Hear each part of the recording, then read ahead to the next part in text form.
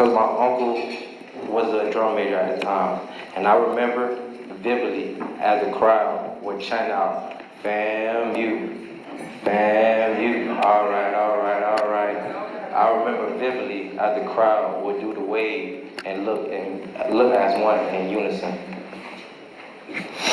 I also remember attending a graduation for my auntie at our Lawson Center, not knowing that one day I would walk these very same halls and leave my own mark. My journey to FAMU is a story within itself. All starting with my senior year in high school on National Signing Day when I didn't sign because that morning I felt as if I got a message from God saying do not sign. Also to me taking a day out of school and my mom taking a day off work to drive to Tallahassee to get me enrolled into the school. Might I might ask that this was past the due date, so it's not always not about what you know, it's who you know. Even though at the time I didn't have any college coaches calling, I knew in my heart that one day I was going to play college football. It just so happened that like a month later after I got enrolled into the school, FAMU had a satellite camp at my high school. I balled out and I got accepted. I got preferred. They told me to come as a preferred walk-on. So. My freshman year, I made a pact within myself to do three things. One, leave my mark inside the classroom, not to be on the field, not to be on the scene a lot, and to three, always know that my teachers know my name. I remember many nights my freshman year in my dorm crying because I was lost, not knowing what to do. I felt as if I wasn't getting the attention I deserved on the football field because I felt as if I was murdering the first team defense on scout team.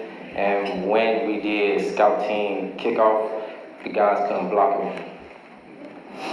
Also, as far as school, in high school, I was one of those guys that could just look at the paper one time and not look at it again until the test time. But when you get to college, you can't do that.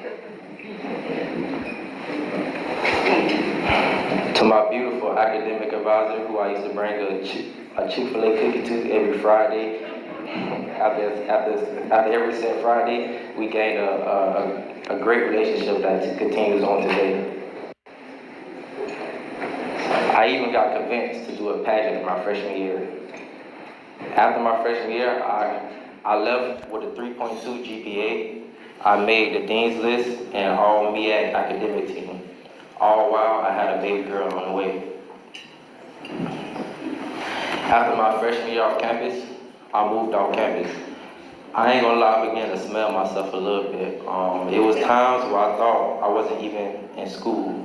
My GPA dropped from a 2.8, from a 3.2 to a 2.8. That was because I failed physics and I was late to a final for Dr. Muhammad. He turned out to be one of my favorite professors.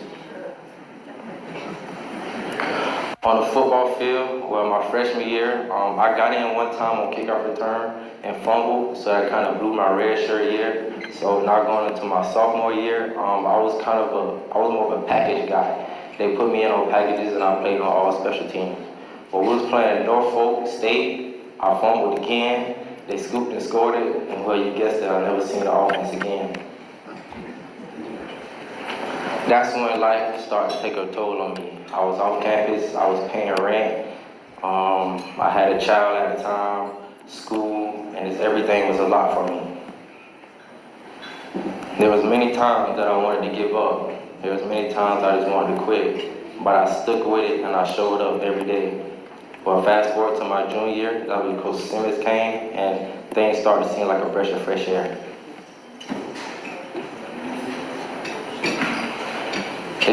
It's crazy that when First Simmons first came, a lot of people don't know that when the season started, I was fourth on the depth chart.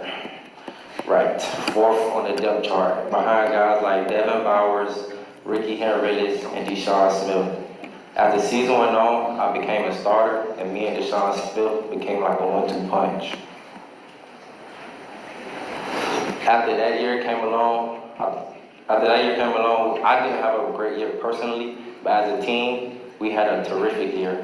We was winning, we was doing things that we weren't doing right here in a long time. And that year, we was crowned Black College National Champions. That is when COVID hit. When COVID hit, I ain't gonna lie, that probably saved my life, because if I would've played that season, that COVID came, I wasn't ready. Mentally, physically, I just wasn't ready. So I took my advantage of COVID. I graduated again for a second time, and I had a terrific year. I did things such as being named first team, all SWAC, Boxall, All-American, HBCU, Offensive Player of the Year. You know, I also done things like had 500-yard games, you know, break an 80-yard run to win the game. You know, just jump into the crowd, get BCC, you know, the industry. In closing, I would like to say thank you to FAMU, the institution, for teaching me to be a professional. I want to say thank you to Coach Simmons for always giving me a chance and believing in me.